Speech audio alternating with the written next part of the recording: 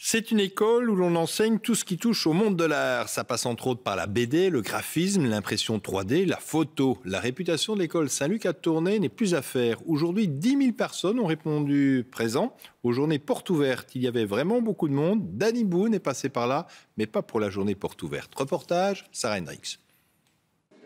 Ils ont mis leur école sans dessus-dessous. Aux quatre coins de l'Institut Saint-Luc à Tournai, près de 1500 élèves exposent, sculptent ou travaillent devant un public venu en nombre. Dans cette section d'art graphique, Mathieu Dougnot fait une démonstration de caractère design dans Photoshop, une sorte de peinture sur toile digitale. C'est vraiment intéressant comme logiciel parce qu'on peut développer plusieurs techniques et on peut exercer sur plusieurs métiers. Le métier de l'animation, le métier de la photo, le métier de la publicité aussi. C'est un peu le principe de notre section. De la première secondaire au supérieur, l'école propose des qualifications exclusivement artistiques. En ébénisterie, design ou encore imprimerie, des élèves se préparent à exercer des métiers dans lesquels ils croient.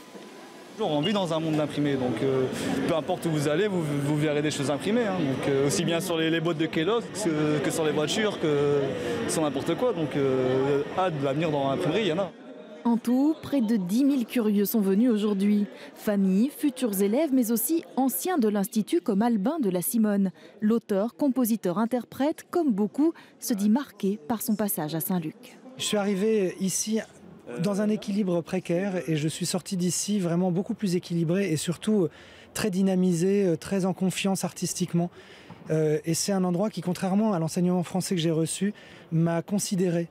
Pour la direction, le succès de la journée permet aussi de redorer le blason de cet enseignement technique et professionnel. Donc on est parti d'une forme géométrique, donc la forme ronde, qu'on a travaillé par accumulation et par emboîtement pour arriver à ce projet. On demande vraiment aux élèves de travailler sur la durée, avec des vrais projets, avec des échéances, avec des exigences professionnelles. C'est sincèrement une très très bonne formation de fond.